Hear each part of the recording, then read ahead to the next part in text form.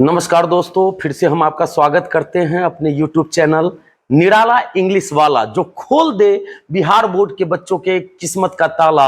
अंग्रेजी की तैयारी के लिए अगर आप अभी तक भटक रहे हैं तो इधर उधर भटकने की कोई जरूरत नहीं है। थोड़ा दिल लगाकर आप सोचिए और हम मेहनत करने को तैयार है। आप भी जुनूनी बन जाइए। तो निराला इंग्लिश वाला ये जो YouTube चैनल है, इसको जल्द से जल्द आप सब्सक्राइब कीजिए और हम उस पर लेकर आएंगे आपके परीक्षा से तैयारी कराने के संबंधित जितने भी महत्वपूर्ण वीडियोज है, हम आपके लिए लेकर आएंगे। हम पिछले अध्याय में सब्जेक्ट वर्ब एग्रीमेंट का पार्ट 1 छोड़े थे, याद होगा अगर आपको। तो चलिए हम लोग दूसरे अध्याय में चलते हैं। और याद रखिए कि मेहनत करना सीखिए। छोटी छोटी बातों को अंग्रेजी में अगर आप दिल से लगाकर बैठते हैं तो वही चीज परीक्षा हॉल में आपके सामने आती है। तो बच्चों आइए, हमारा रूल क्या कहता है, इस पे फोकस करना है। ये जो हमारे सामने रूल है कि एंड से जोड़ने वाले नियम को समझिए कि एंड माने और होता है।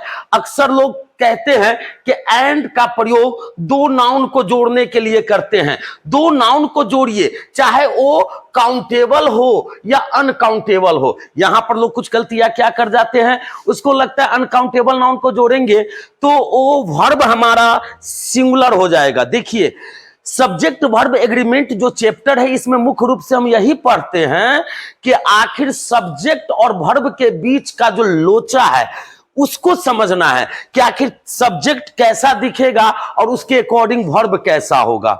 एंड से जोड़े जाने वाले दो नाउन, चाहे वो काउंटेबल हो या अनकाउंटेबल हो, हमारा वर्ब याद रखना बच्चों, हमारा वर्ब हमेशा प्लूरल होगा। यहां देख रहे हैं Ram and Shyam dash good friends. अब यहां पे आपको चुनना है कि राम और श्याम अगर अच्छे दोस्त हैं तो यहां पर जैसे ही एंड से राम और श्याम को जोड़े हैं तो हमारा सही जवाब होगा आर। आर क्यों होगा सही जवाब? क्योंकि हमारा ये जो एंड से जुड़ने के बाद दो चीजें एंड से जुड़ रही है ना, तो हमारा वर्ब हो जाएगा प्लूरल। अब देखिए, आयल एंड वाटर, आयल भी अनकाउंटेबल नाउन है, वाटर भी अनकाउंटेबल नाउन है, लेकिन इसके बावजूद भी दो चीज है, डैश नॉट मिक्स। अब देखो, डू होता है प्लूरल और डज होता है सिंगुलर, क्योंकि जिस चीज में एस लगा देते हो सिंगुलर होता है। ये तो आपको दिमाग में होनी ही चाहिए अगर आप एग्जाम में बैठ रहे हैं या ऐसे भी जिंदगी में अगर आप चाहते हैं कि अंग्रेजी को अपने जीवन में शुद्ध रूप से शामिल करें तो आप इन सब चीजों पर गौर कीजिएगा। Oil and water dash not mix, यहां पे हमारा सही जवाब होगा डू, यानी कि डू नॉट मिक्स। क्यों? क्योंकि भले ही अनकाउंटेबल नाउन है लेकिन एंड से जुड़ रहा है। Gold and silver, gold and silver dash precious metals. अब यहां पर भी दिमाग लगाइए कि हमारा सही जवाब होगा आर, क्योंकि भले ही गोल्ड और सिल्वर मटेरियल नाउन के कैटेगरी में आता है लेकिन है तो दो चीजें। अब यहां पर देखिए, a boy and a girl, एक लड़का एक लड़की डैश ईच अदर, क्या करते हैं एक दूसरे को तो प्यार करते हैं। जैसे ही यहां पर बातें करेंगे तो लव, क्योंकि लव अगर करते तो हमारा वर्ब सिंगुलर हो जाता है ना। ऐसे सिचुएशन में अब हम लोग अगले नियम की ओर चलेंगे। एकदम स्पीडली नियमों को वॉच कीजिए, लेकिन यहां पर हम कुछ पेश कर रहे हैं पेयरिंग वर्ड्स, एंड से जुड़ेगा, लेकिन ये इसको कहते हैं युग्मक शब्द। दिमाग में रखना है बच्चों, इसको हम लोग कहते हैं युग्मक शब्द। युग्मक शब्द यानी जोड़ा में जो यूज होता है और एक दूसरे के लिए बना होता है, एक दूसरे के लिए बना होता है। पेयरिंग वर्ड्स जो एक दूसरे के साथ होने पर ही काम करता है। एक चीज दिमाग में रख लो कि ये जो देख रहे हैं हॉर्स एंड कैरेज, घोड़ा और सवारी, दोनों मिलेगा घुड़सवारी। यहां पर रहेगा dash standing at the gate, standing at the door या एट द डोर। अब यहां पे भरना है आपको इज या आर को। आप क्या चीज को सुनोगे, आपको लगेगा उमेश सर बताए थे कि एंड से जुड़ेगा दो नाउन तो प्लूरल होगा, लेकिन एक बार टेस्टर लगा के चेक कर लेना बच्चों। एंड से जुड़ने पर प्लूरल होता है, लेकिन अगर एक दूसरे के काम आता है, एक दूसरे पर डिपेंडेंट होता है, ये जोड़ा होता है, पेयर होता है, तो इसका वर्ब हमेशा सिंगुलर होता है। ये दिमाग में रखना है। हमारे परीक्षा में आए दिन ऐसे एग्जांपल्स ऑब्जेक्टिव में जरूर पूछे जाते हैं। बी प्रिपेयर, मेंटलिटी को पूरी जो है ना अलर्ट रखिए। तभी जाकर जो है ना आप परीक्षा हॉल में अपने एग्जाम में बैठकर ऑब्जेक्टिव का जो भी क्वेश्चन पूछा जाएगा आप अपने कलम से AK-47 समझकर दागना शुरू कर दीजिएगा। बाबू साहब यहां पर सही जवाब होगा is. Slow and steady dash the race. हमारे परीक्षा में ज्यादातर ये प्रश्न पूछे जाते हैं। ये IPS IAS UPSC BPSC बड़े बड़े जो है ना कॉम्पिटिटिव एग्जाम्स में भी अगर बच्चे बैठ रहे हैं ना तो यहां से कोई ना कोई एक उदाहरण को आप दिमाग में रख लीजिएगा। Slow and steady dash the race, win या विंस। तो हमारा सही जवाब क्या होगा बच्चों? विंस। ध्यान रखना बच्चों, ये आइडिया को दिमाग में रखो, ये आइडिया तुम्हें जो है ना सफलता दिलाएगी। उसी प्रकार से बैग एंड बैगेज हमेशा सिंगुलर होता है, एक दूसरे पर डिपेंडेंट है। बोरिया बिस्तर, राइस एंड करी डैश माय फेवरेट डिश, क्या होगा? इज या आर? बिल्कुल बिल्कुल बिल्कुल इज होगा, एकदम दिमाग में रख लीजिए। उसी प्रकार से bread and butter, bread and butter is या आर? बिल्कुल इज होगा। सम एंड सब्सटेंस, जोड़ घटाओ, इस प्रकार से हैमर एंड सिकल यानी हथौड़ी और छेनी। आप ही बताइए छेनी का कोई इंपॉर्टेंस रहेगा अगर हथौड़ी अगर उस पर प्रहार न किया जाए? बिल्कुल नहीं रहेगा। ये दोनों एक दूसरे के युग्मक है। एज एंड एक्सपीरियंस, उम्र और अनुभव एक दूसरे के पूरक है। उसी प्रकार से राइज एंड फॉल, उतार चढ़ाव, अप्स एंड डाउन, उतार चढ़ाव, क्राउन एंड ग्लोरी, ताज और शोभा। उसी प्रकार से कमिंग एंड गोइंग, आना जाना। आप ये सब याद रखना, इसी में से आप किसी भी एग्जाम में बैठ जाओ, किसी भी प्रकार के कॉम्पिटिटिव एग्जाम्स में बैठ जाओ बच्चों, एक बात दिमाग में रखना कि अगर पूछना होगा पेयरिंग वर्ड्स में तो जो मैंने आपके सामने लिस्ट डाला है ना उसी लिस्ट में से कोई एक पूछा जाएगा। तो चलो बात को आगे बढ़ाते हैं, अगले रूल्स की ओर चलते हैं और फोकस बनाए रखिए। मोबाइल से जरा सा भी नजर को मत हटाइएगा क्योंकि परीक्षा नजदीक है तो जुनूनी बनना पड़ेगा। और जुनूनी वही होता है जो भूख प्यास सब कुछ को त्याग कर पढ़ाई पर सीधे टूट पड़ता है। अब मेरी बातों को गौर से सुनो, सारा इलाज यहीं पे है। अब हम लोग अगले रूल्स की ओर चलते हैं। यहां पर गौर से देखिए, यदि दो सिंगुलर नाउन्स को एंड से जोड़ते हैं तो पहले नाउन से पहले आर्टिकल्स या possessive adjective, possessive adjective articles तो जानते हैं, ए एंड द को कहते हैं। दो नाउन अथवा पद को जोड़ने जा रहे हैं एंड से, उसके पहले आर्टिकल्स लगे या फिर पोसेसिव एडजेक्टिव यानी माय, आवर, योर, अधिकार को बताने वाला शब्द पोसेसिव एडजेक्टिव लगाओ। लेकिन एक ही के पहले लगाओ, दिमाग लगाइए, एक ही के पहले लगा हो तो इससे एक ही व्यक्ति का बोध होता है, इसीलिए इसके साथ सिंगुलर वर्ब का प्रयोग करते हैं। दिमाग लगाने वाली बात है बुआ जी। अगर हम यह कहते हैं the principal and teacher, the principal, तो यहां पर देखिए एंड से दो पदों को जोड़ा गया है, एक प्रिंसिपल और दूसरा टीचर, लेकिन द का प्रयोग केवल एक के ही पहले है। द का प्रयोग केवल एक के ही पहले है, यानी कि प्रिंसिपल से पहले द है, टीचर से पहले द नहीं है। इससे यह मतलब है कि जो आदमी प्रिंसिपल है वही टीचर है। दो अलग अलग व्यक्ति का बोध नहीं हो रहा है, यहां एक ही व्यक्ति का बोध हो रहा है। डैश देयर यानी कि वाज देयर। अब देखिए वाज देयर यानी कि यहां पर ने वाज लगाया। वाज क्यों लगाया? क्योंकि जो व्यक्ति प्रिंसिपल है वही टीचर है। क्यों? क्योंकि यहां पर एंड के बाद जो पद है उसके पहले द नहीं लगाया। अगर यहां द लग जाता ना, यहां द लग जाता तो आप प्लूरल वर्ब लगाते, क्योंकि प्रिंसिपल कोई और है, टीचर कोई और है। दोनों तरफ अगर मान लिया जाए ये पोसेसिव एडजेक्टिव माय, आवर लगा रहता और या नहीं तो ए एंड द लगा रहता तो दो अलग अलग व्यक्ति का बोध होता। लेकिन अगर एक ही तरफ अगर लगा हुआ है, सिर्फ पहले वाले नाउन से पहले द या पोसेसिव एडजेक्टिव का प्रयोग है तो इससे एक ही व्यक्ति का बोध होता है। माय फादर एंड गार्जियन, जो पिताजी है वही गार्जियन है। यहां पे कह रहा है डैश कमिंग टू सी मी, मुझसे मिलने आ रहे हैं। अब बताइए यहां पे इज, आपको लगेगा कि फादर और गार्जियन दो अलग अलग है, नहीं, आदमी एक ही है। इसलिए हमारा सही जवाब यहां पे होगा is coming to see me. My girlfriend and classmate, मेरी गर्लफ्रेंड और जो वही है। बहुत बच्चे जो है दिमाग लगा रहे होंगे यहां पर कि जो गर्लफ्रेंड है मेरी वही मेरी सहपाठी भी है, साथ में भी पढ़ती है। डैश कम, हैव या हैज, बिल्कुल यहां पे हम लगाएंगे हैज को, क्योंकि एक ही व्यक्ति का बोध हो रहा है। लेकिन यहां पर अगर जेंडर चेंज हो जाए, जेंडर चेंज, जैसे माई मदर एंड फादर, यहां पर भले ही माई नहीं लगा है, माई नहीं लगा है यहां पे, लेकिन इसके बावजूद भी ये मदर जो है वो फादर नहीं हो सकता है, क्योंकि फादर का लिंग अलग है, मदर का लिंग अलग है। ये अपवाद में, अभी जो मैंने उदाहरण दिया है ये अपवाद में है, और हर चीज में कुछ अपवाद होते हैं। राक्षस के घर में भी प्रहलाद होते हैं, ये दिमाग लगाने वाली बात है बच्चों। यहां पर जो है ना माय मदर एंड फादर है, तो चूंकि जेंडर चेंज है इसीलिए यहां पे एक व्यक्ति का बोध नहीं हो रहा है, हम यहां पे आर लगाएंगे, आर प्राउड ऑफ मी। चलिए बहुत ही अच्छा, ये जानकारी को लेते चले जाइएगा, हम हर रूल्स में कुछ नया लेकर आएंगे। और देखिए आगे हम आपको बताने जा रहे हैं, उस पर गौर कीजिएगा।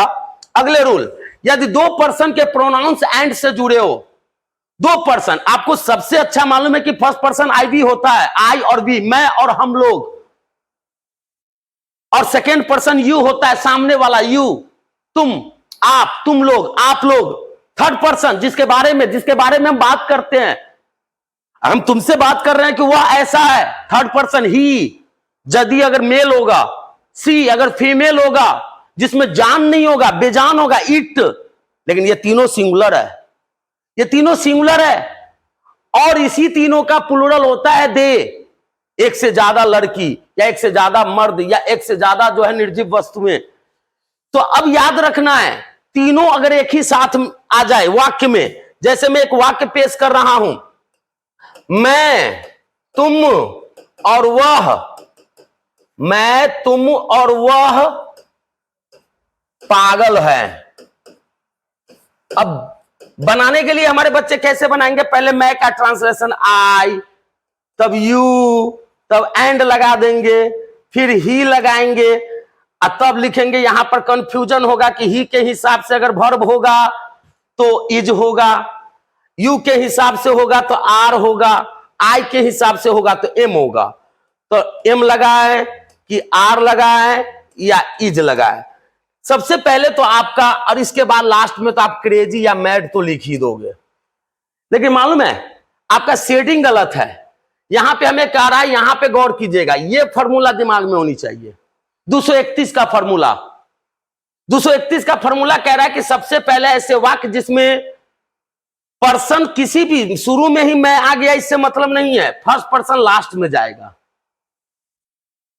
अब देखो वह लास्ट में आया उससे मतलब नहीं है, तीसरा नंबर यानी थर्ड पर्सन बीच में आएगा, शुरू में कौन रहेगा, सेकेंड पर्सन। दो, तो 231 का फॉर्मूला कहता है कि हमारे हिसाब से सेट करो, हमारे हिसाब से सेट करो, और लास्ट में क्या करो कि प्लूरल वर्ब, यानी कि पहला वर्ब, पहला सब्जेक्ट जो होगा फर्स्ट सब्जेक्ट। जैसे 231 में सेकेंड पर्सन पहले, उसके बाद थर्ड पर्सन, उसके बाद एंड आई, और जो फर्स्ट पहला नंबर पर जो सब्जेक्ट होगा उसके हिसाब से हम लगा देंगे प्लूरल वर्ब।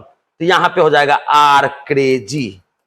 अगर मान लिया जाए कि वाक्य में दो ही पर्सन हैं, जैसे वह और मैं बीमार हूं, वह और मैं बीमार हूं, यहां पर भी प्लूरल वर्ब भी लगेगा, क्योंकि वह का मीनिंग थर्ड पर्सन शुरू में होगा, ही एंड आई आर इल।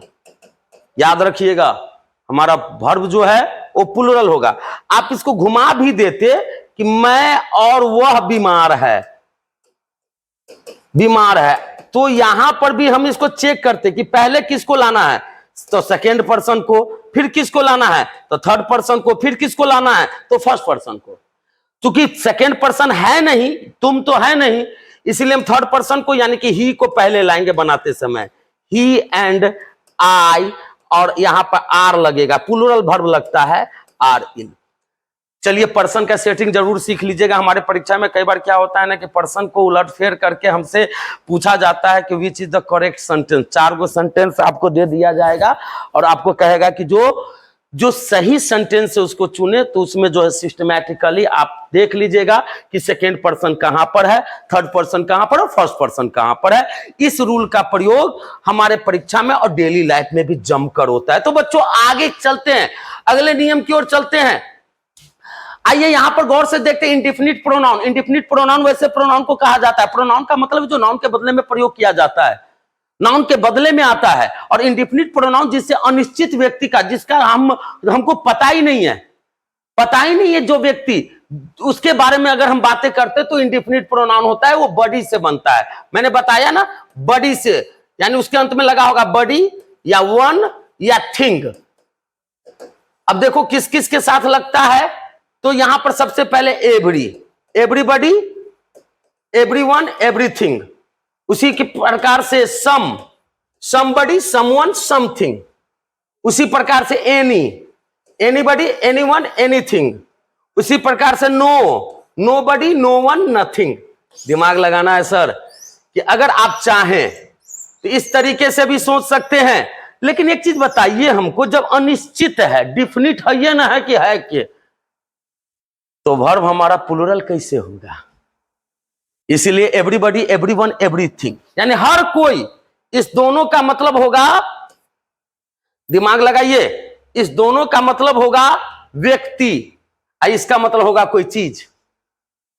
जिसमें थिंग लगा हो वो चीज की बात कर रहा है, और जिसमें बॉडी और वन लगा हो व्यक्ति है। एवरीबॉडी, एवरीवन, हर कोई, एवरीथिंग, हर कुछ, सब कुछ। समबडी, समवन, कोई, समथिंग, कुछ। एनीबॉडी, एनीवन, कोई, एनीथिंग, कुछ, या नोबडी, नो वन, कोई नहीं, और नथिंग। अगर ये सब्जेक्ट बन के आ जाए, जैसे एवरीबॉडी डैश मी, अब यहां पे रहे आपका ऑप्शन नो या नोज, KNOWS।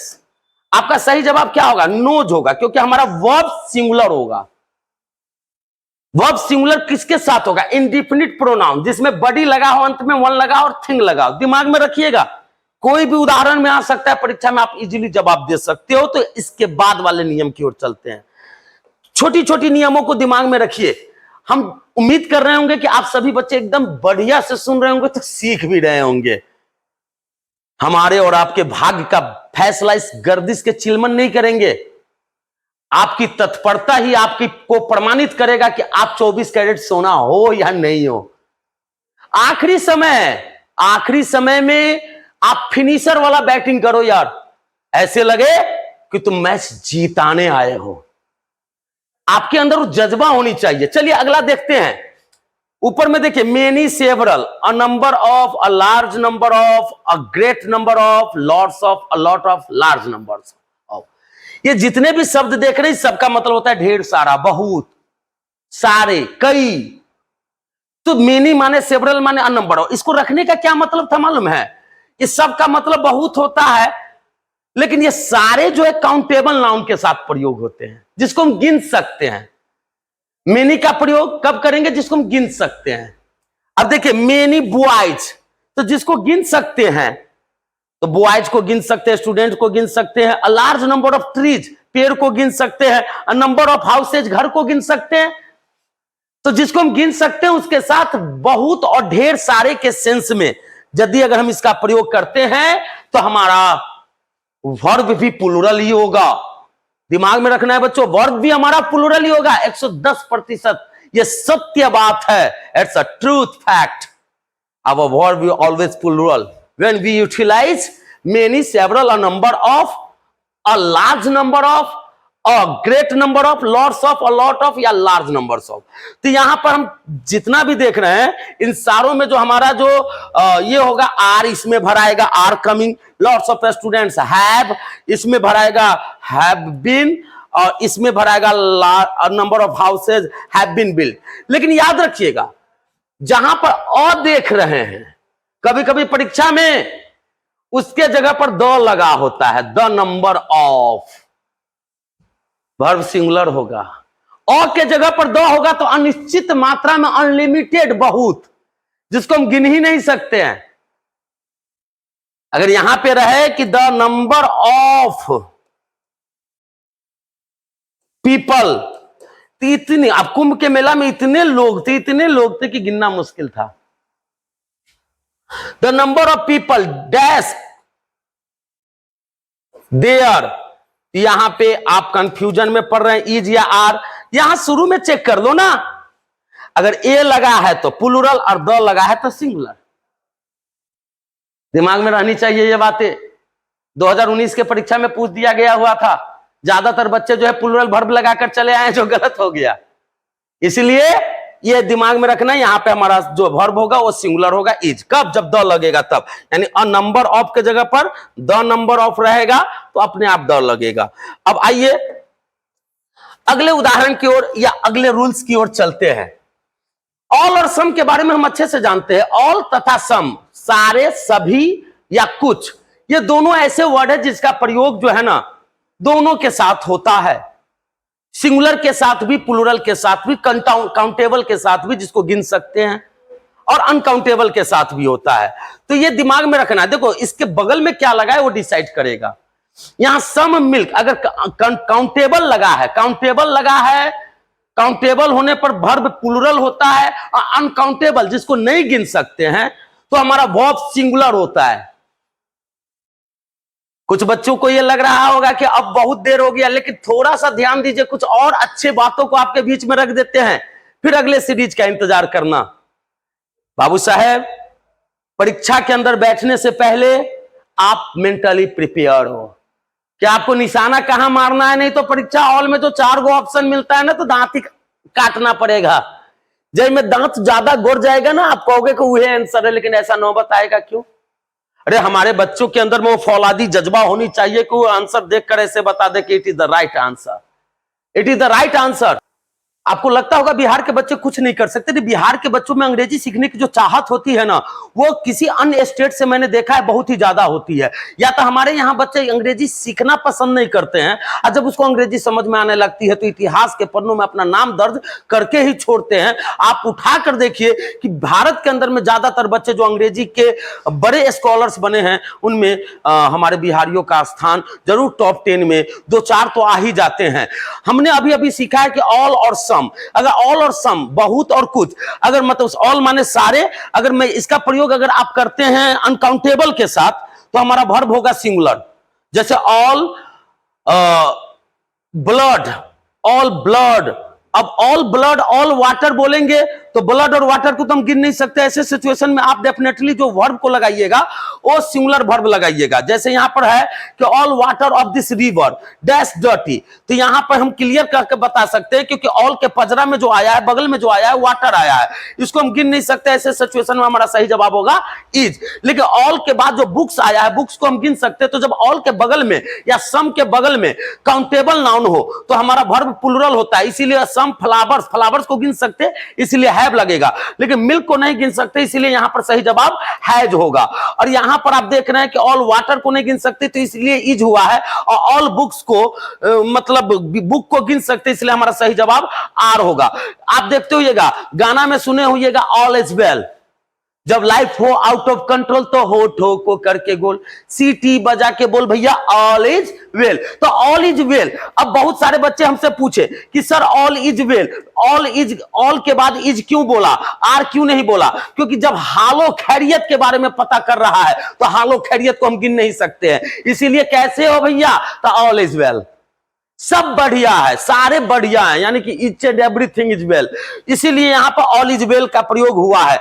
तो जब हम अकेला लाते हैं, याद रखिएगा, अकेला अगर कोई वर्ड आया, चाहे ऑल आया या सम आया या इच आया, एवरी आया या एनी आया, अगर उसके बाद डायरेक्ट वर्ब आता है तो वो वर्ड क्या कहलाएगा, प्रोनाउन कहलाएगा। लेकिन अगर उसके बगल में अगर नाउन आता है, यहां पर देखिए सम के बगल में फ्लावर्स क्या है, नाउन है। अब सम को हम प्रोनाउन नहीं कह सकते हैं, क्योंकि प्रोनाउन का मतलब उसके अजरा पजरा में यानी आजू बाजू में नाउन नहीं होनी चाहिए। यहां पर बगल में नाउन है ना, तो ये एडजेक्टिव हो गया। अगर ये कहेंगे some dash faded, there were many flowers in the garden, some dash faded, बगीचे में बहुत सारे फूल थे, कुछ मुरझाए थे, तो डायरेक्ट सम बोलकर अगर बोलेंगे तो वहां पर भी है भी लगेगा, क्योंकि हम फ्लावर्स के सेंस में बोल रहे हैं, एक से ज्यादा फ्लावर्स के सेंस में बोल रहे हैं, इसलिए है भी लगेगा। लेकिन सम जो है प्रोनाउन हो जाएगा, यहां पर जो है सम एडजेक्टिव है, यहां पर जो है ऑल क्या है, एडजेक्टिव है। चलिए हम अगले रूल्स की ओर चलते हैं। बड़ा ही बेहतरीन बातें, परीक्षा हॉल में हम जब बैठते हैं तो हमारे परीक्षा, चाहे किसी प्रकार के परीक्षा में बैठे ना, इससे रिलेटेड आपको ढेर सारे प्रश्न पूछे जाएंगे। यहां पर अब हम लोग आगे देखते हैं। याद रखिए, कुछ बातें हैं याद रखने वाली चीज है। देखिए कई बार क्या होता है ना कि any of, each of, none of, neither of. Of का मतलब पहले समझिए, ऑफ का मतलब क्या होता है? ऑफ का मतलब होता है में से, में से। अब देखो, ऑफ अगर दो नाउन को अगर आपस में जोड़ता है, दो शब्द को आपस में जोड़ता है, तो अक्सर यह नियम है कि ऑफ से पहले वाला जो शब्द होगा ना वो डिसाइड करेगा। अगर ओ सिंगुलर है तो हमारा वर्ब भी सिंगुलर होगा, ओ प्लूरल है तो हमारा वर्ब भी प्लूरल होगा। अब देखिए, एनी माने कोई, कोई का मतलब हम जानते ही नहीं है कौन सा। अब इसके बाद क्या आएगा? तो इसके बाद आएगा प्लूरल सब्जेक्ट। आप कई बार कंफ्यूज यहीं पे कर जाते हो। और इसके बाद जो है, जब प्लूरल सब्जेक्ट आएगा तो मन करेगा कि हम यहां पर प्लूरल वर्ब लगाते हैं, प्लूरल वर्ब लगाते हैं, जो कि गलत हो जाएगा, क्योंकि ऑफ से पहले एनी है और एनी सिंगुलर है। इसीलिए याद रखिएगा, यहां पर प्लूरल वर्ब नहीं लगेगा, सिंगुलर वर्ब लगेगा। यहां पर याद रखिएगा कब? जब एनी ऑफ रहे, ईच ऑफ रहे, नन ऑफ रहे, नन ऑफ कोई नहीं, ईच ऑफ कोई, each of boys, dash my friends. यानी कहने का मतलब लड़को। अब देखो यहां पर मैंने बताया है, इसका हिंदी बताया, ऑफ माने, पीछे से पढ़ो आसानी होगी। लड़कों में से प्रत्येक मेरा दोस्त है, लेकिन प्रति जोड़ एक, एक की बात कर रहा हूं। यहां पर हमारा आंसर होगा इज और आर में से यदि अगर हमें चुनना होता ना, तो हम किसको चुनता? इज को चुनता। None of books dash mine, is या आर को चुनना होता, यानी कि किताबों में से कोई भी मेरा नहीं है। हम किसको चुनते? इज को। अब बुक्स को देखकर आर कर देंगे तो गलत हो जाएगा। Neither of these roads, neither of these roads dash to Patna, यानी नाइदर का प्रयोग तो हम जानते होंगे कि दो में से कोई नहीं, दो में से कोई नहीं, ना तो ये ना तो ओ। तो neither of these road dash to Patna, यहां पे गो और गोज में से चुनना है। तो चूंकि जब कोई पटना जाती ही नहीं है तो फिर प्लूरल कैसे होगा जी? नहीं ना होगा, दिमाग लगाइए, जब कोई जाती ही नहीं है, इसीलिए हमारा सही जवाब होगा गोज। आइदर का मतलब होता है या तो ये या तो दूगो में से कोई एगो। जैसे आइदर ऑफ गर्ल्स डैश मी। अब आप ये सोच रहे हैं कि ये दूगो लड़की जो है, इनमें से या तो ई हमें पसंद करती है या प्यार करती है। आप किसको चुनोगे? गर्ल्स के हिसाब से लव, यानी प्लूरल, गलत। हमारा सही जवाब होगा लव्स। उसी प्रकार से one of players dash injured, जख्मी हो चुका है। अब यहां पे क्या होगा हमारा सही जवाब? हैव या हैज, इस दोनों में से चुनना था। सही जवाब होगा हमारा हैज, क्योंकि खिलाड़ियां तो बहुत सारे हैं, उसमें से एक की बात हो रही है। No one of my friends, मेरे दोस्तों में से कोई नहीं, डैश ग्रीडी, ग्रीडी माने लोभी, इज या आर, तो हमारा सही जवाब होगा इज।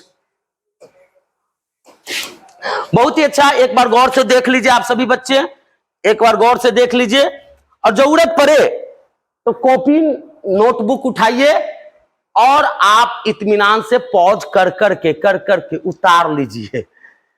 अरे उतार लीजिएगा, समझिएगा। और नहीं होता तो कान में हेडफोन लगा के इस वीडियो को 2-3 बार देखिए। बड़ा मजा आता है जब कोई भोजपुरी गाना को सुनते हैं तो कान में जो है ना मन नहीं भरता है, तो 8-10 बार सुन लेते हैं। एक बार टीचर के द्वारा दिए गए भाषण को भी सुन लीजिए ना 2 बार, दिल में जगह बना लेगा। थोड़ा सा दिल लगाइए बुआ। अगर दिल नहीं लगाओगे बच्चों तो फिर दिमाग में ये आ जाएगा। आइए फिर से होगा, याद रखिए। अब देखिए जितना भी देख रहे हैं मच ऑफ, तो मच ऑफ के बाद यहां से ये हो गया है singular verb. Little of, all of, some of, less of. इसके बाद क्या आता है? तो अनकाउंटेबल आता है, क्योंकि मच को हम गिन नहीं सकते हैं इस सेंस में। जैसे मच ऑफ, हम आपको बताते हैं, जैसे much of water, dash dirty, तो यहां पे इज लगेगा, हमारा वर्ब भी सिंगुलर होगा। लिटल ऑफ वाइन, थोड़ा सा शराब, dash enough to kill you, तुम्हें मारने के लिए काफी है। इज एनफ या आर एनफ, यहां पे इज एनफ होगा। अब देखो ऑल ऑफ और सम ऑफ के बाद भी आपको क्या लगाना है, अनकाउंटेबल ही लगाना है, जिसको गिन नहीं सकते हैं।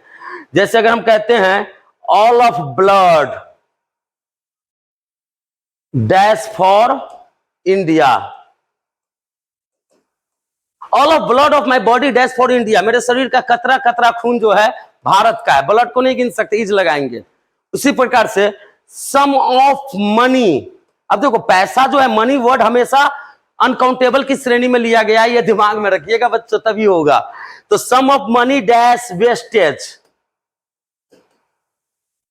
Was wastage, less of knowledge यानी कम जानकारी, less of knowledge dash dangerous,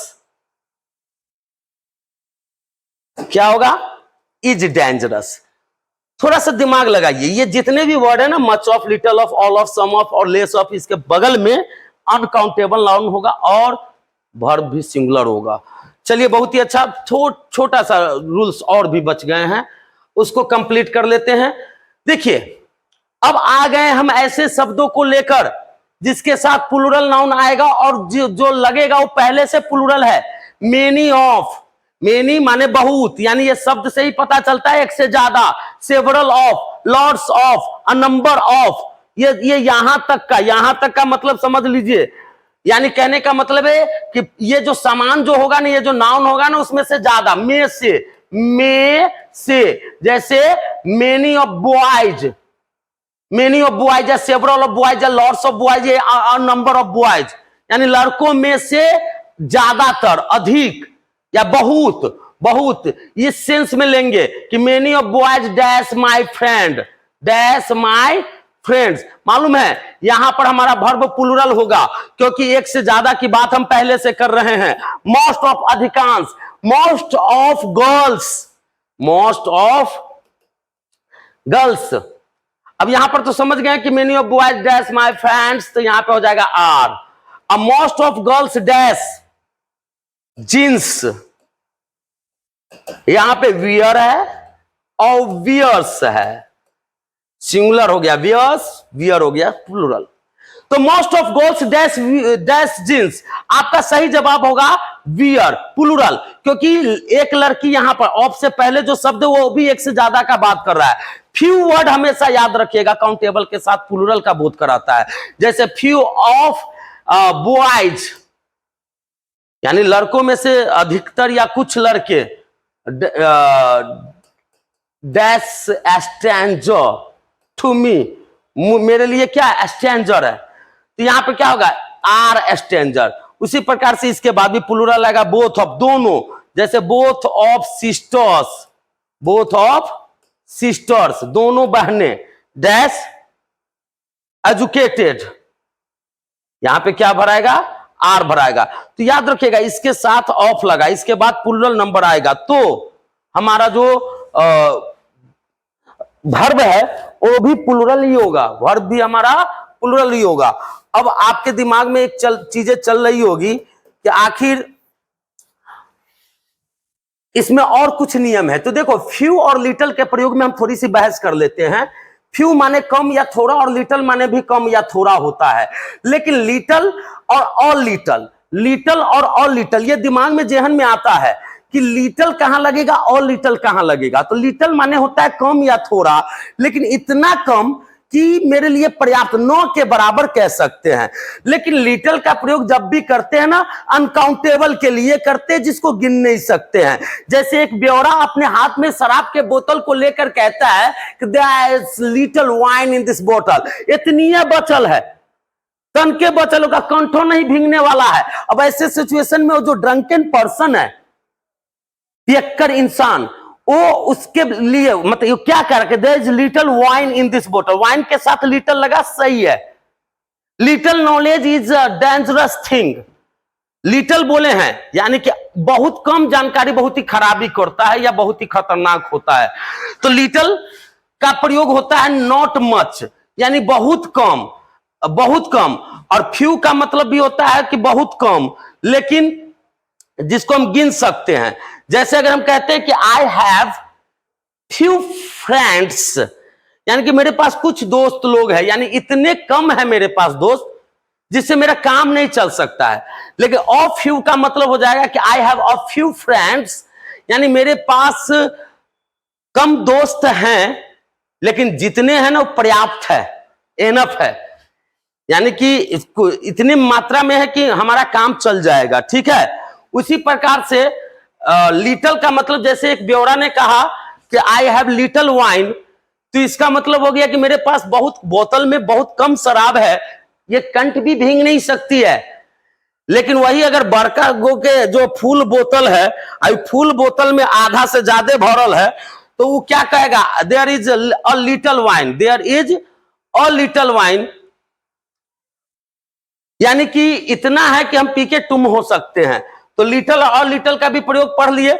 much और मेनी कहां लगाते हैं, तो देखिए बुआ, मच का प्रयोग अनकाउंटेबल के साथ बहुत के अर्थ में, और मेनी का प्रयोग काउंटेबल के साथ जो है वो भी बहुत के अर्थ में, जिसको नहीं गिन सकते। जैसे पैसा, अ लार्ज अमाउंट, अमाउंट माने मात्रा।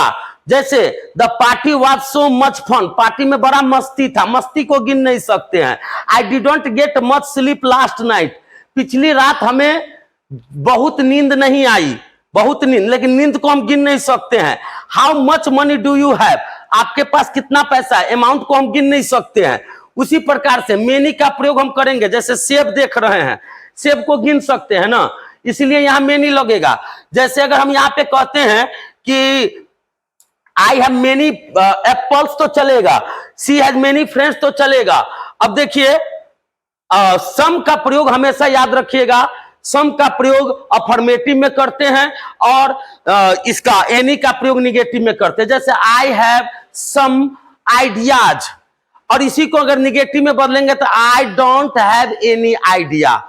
तो ज्यादातर याद रखिएगा। हम अगले वीडियो में जब मिलते हैं सब्जेक्ट वर्ब एग्रीमेंट का एक लास्ट एपिसोड और बनाएंगे हम, जिसमें जो छुटी हुई बातें हैं उसको आपके बीच में रखेंगे। और मैं आपसे एक्सपेक्टेशंस रखता हूं कि आप मेरे चैनल से जुड़िए। मेरा निराला इंग्लिश वाला जो एप्स है उसको गूगल प्ले स्टोर से डाउनलोड कीजिए, और फिर हमसे कम समय में, यानी 3-4 महीने में जो आप तैयारी करना चाहते हैं इंटरमीडिएट का या बीए इंग्लिश ऑनर्स का या स्पोकन इंग्लिश की तैयारी करनी चाहते हैं, तो आप हमसे जुड़िए। और मैं आपको 4 महीने में मैं बहुत ही बड़ी उड़ान भरने वाला हूं। मैं बहुत ही तेज स्पीड में फिनिशर के तौर पर जो है ना रन बनाने वाला हूं, और वादा करता हूं कि 1 ओवर पहले विकेट उखाड़ कर हम जीत कर जो है चल देंगे। तो best of luck to all of students, thank you.